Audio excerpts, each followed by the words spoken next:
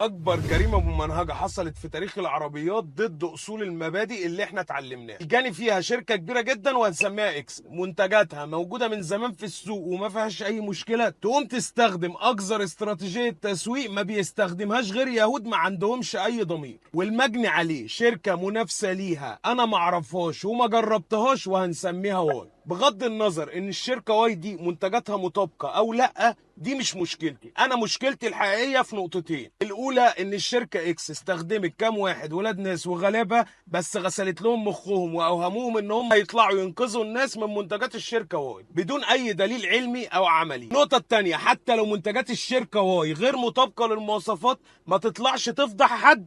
خد اجراءاتك القانونيه زي ما انا ما بعمل مع شركات تحت السلم وبتتقفل من غير ما نفضح حد، عشان ربنا امرنا بالستر. وعشان كده قررت اعلمكم ازاي تتبينوا من النبأ اللي جالكم بيه الفاسق اذا كان صح او غلط بطريقه علميه وعمليه، ولو طلع الكلام ده صح هناخد الاجراءات القانونيه ضد الشركه بدون فضايح. اما لو طلعت مظلومه خليكم معايا، هندعمها كلنا قبل ما عمالها وموظفينها يتخرب بيوتهم بدون وجه حق. اللهم اظهر الحق واجعلنا سبب في رفع ضرر او ظلم عن اي مخلوق.